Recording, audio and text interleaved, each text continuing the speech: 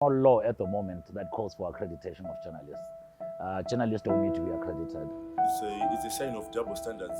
It spells trouble for us as journalists, and these are indicators of the trouble that awaits.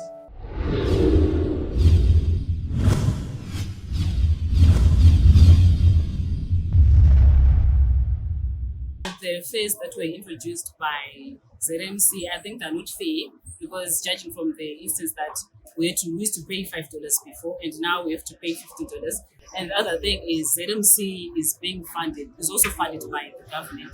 So I don't see the reason why we have to pay $15 for us to get accreditation. Because looking at instance when next year we're going into the elections, and we know that also ZEC, we have to be accredited by ZEC. So looking at that, you're accredited by ZEC at the same time by ZMC, I think it's very unfair. They were gazetted using a non-existent law.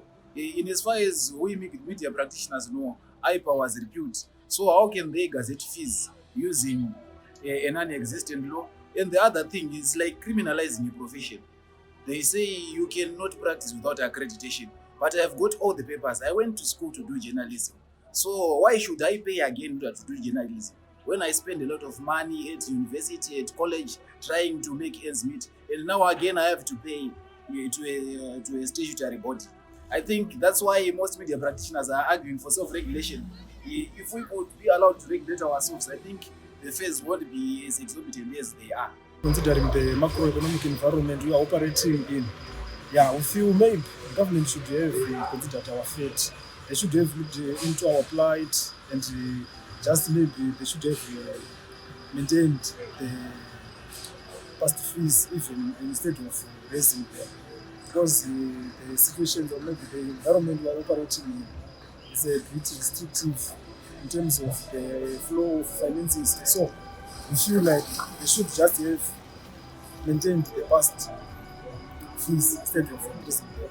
Fees are long overdue already in April, and they've only been just gazetted maybe at the end of March, and which means journalists have been operating for at least 3 months without accreditation. Our position is that accreditation should not happen at least once a year. It should happen maybe 3 to 5 years, so that it's not an onerous condition. Now that people have to be accredited every year, and the government has to play catch up in terms of gazetting accreditation fees, means that there's a lag in between which is not covered, which there's a legality that needs to be explained in there. So what we're calling for is to make accreditation less onerous.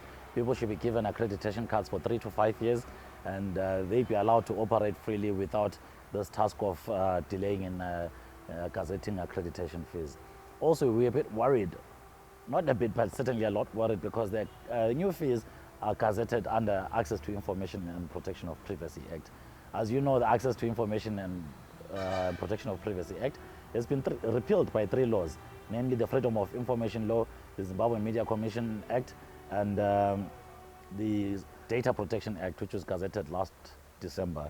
So we are worried that what law is the government using to base to gazette these accreditation fees. I think there needs to be an openness in terms of the government, in terms of what direction that is coming from. And finally, in terms of the African Declaration on freedom of expression and access to information, accreditation of fees should be accreditation of journalists should not be too expensive and should not be too onerous, because what it does is it inadvertently brings in infringes on access to information and freedom of expression. It's quite shocking. We don't understand what's motivating that. But our immediate reaction and suspicion is that it's a deliberate ploy to silence media. We have seen, from different incidences and events that this regime is not really for the media. And I think it's time now to say we must advocate for journalism that is accessible. Journalism that anyone who feels like practicing, as long as the person is a qualified person, must not be hindered by finances. And I think media organizations, media practitioners must now stand with one voice to say we can't have that kind of increment, we can't have that kind of action by government go unchallenged. The fees, they will surely influence the coverage of 2023 elections, and as you have witnessed, right, in the just ended by-elections, there was a very low accreditation of journalists from by SEC, because no one was really willing to get accredited for the second time, knowing they've been accredited. So getting accredited this time by ZMC, knowing they should pay 15 years, then ZEC will also come with their own fee. Probably it will be triple. We don't know. So yeah, I think there will be a very big negative impact when it comes to the coverage of 2023 elections by journalists across the country. The Electoral Commission at the same time would say they want to accredit and they charge extra fees for the accreditation. But all these two arms are arms of the state. Why not say if someone is accredited with the Zimbabwe Media Commission, then he is fully, so like it's like he must just be given the green light to operate just because he is legalized to be a media, is legalized to cover because of the accreditation that he gets from the Zimbabwe Media Commission. But why would we do that type of accreditation issue if the two arms of state should just lie us? As far as coverage of the elections is concerned, a journalist would need to fork $25 in order to cover the elections. But our role is to inform, educate, and entertain the people. So how will we educate the people on issues around elections? It's quite impossible. I see that so many journalists will find it difficult to get accredited because of the exorbitant fees. So maybe if there could be a downward review of the fees, or if they could revert back to the fees that we used in 2021, maybe that would be much better, considering that we are going past the first quarter of the year, but they are saying we should pay $15 for the remaining 2 quarters of the year. I think it's not fair. It's not fair. So I think our coverage of elections will be very much affected. Maybe we can say it's a bit to limit our access to information during that time, because without accreditation, you cannot always access information regarding the elections.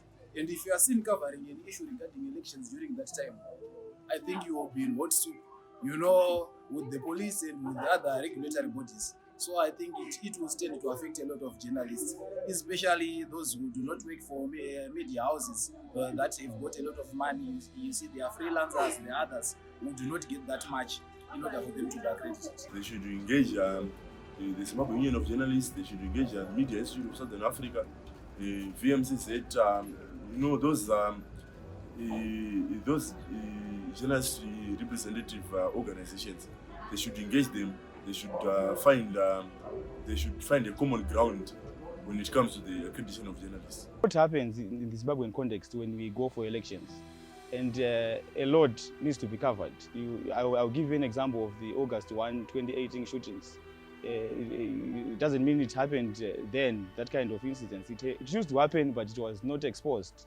The 2018 one was exposed, and I think my suspicion is the government is not happy with the exposés or the media works of exposing the road, exposing what they have been doing or what they intend to do. So it's a red flag, really, to say that as we go towards the 2023 elections, it spells trouble for us as journalists, and these are indicators of the trouble that awaits.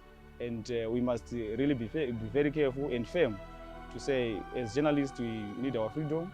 We need to access, anything that makes us do our work professionally and expose whatever will be happening ahead of the 2023 elections. Because a lot happens.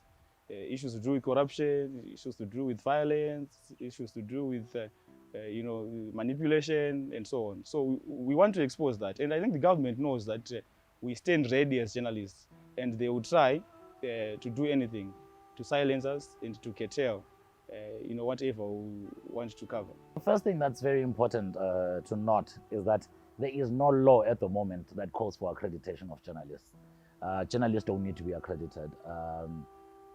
But government is saying you need to be accredited so you can access some public services or public functions. So there's a gap. to be honest. There's a legal gap in terms of